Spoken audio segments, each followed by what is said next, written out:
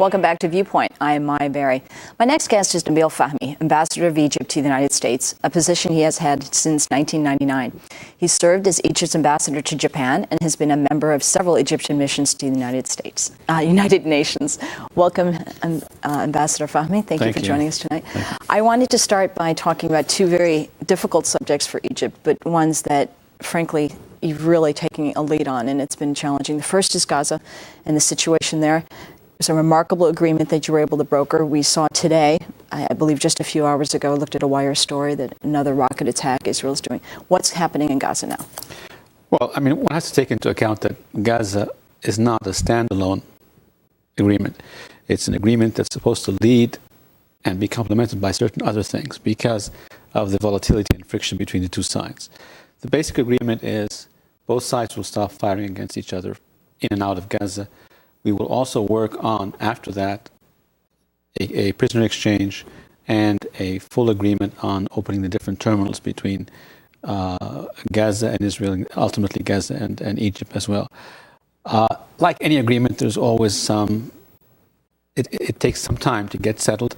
There are many different parties on the ground, on both sides, by the way. And there's also the complication of what's the scope of the agreement. It applies essentially to Gaza.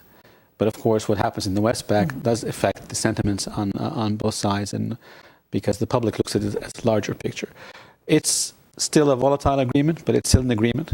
In spite of the outbreaks here and there, it's still much better than what it was before we reached the agreement. You were talking about a period potentially of 3 months.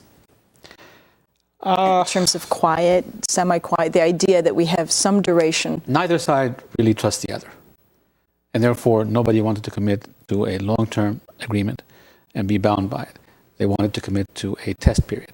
So 3 months, 6 months, time in the Middle East is never exactly precise. One of the reasons this is, I think, so challenging for Egypt is that you have an issue of your own borders to control. You have a humanitarian issue in terms of the civilian population of Gaza, which the entire world seems perfectly comfortable to overlook at this point, frankly.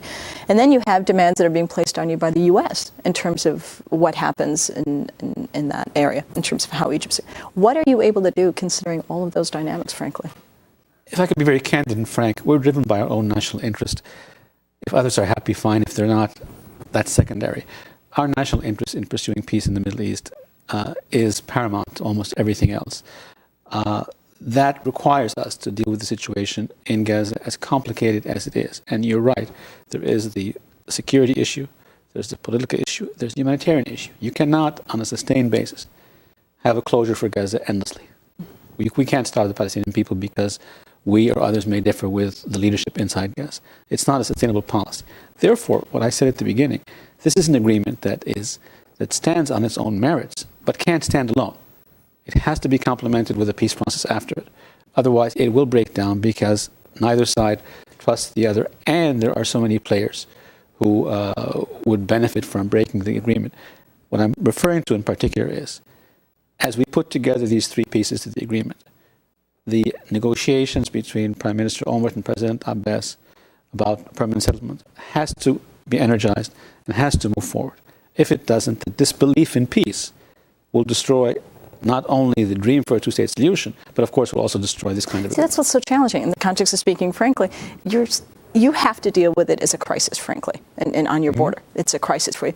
But the rest of the world is not focused at this time on the Palestinian-Israeli conflict in its broader context. In fact, it's pretty much being ignored by the United States while we attend our elections.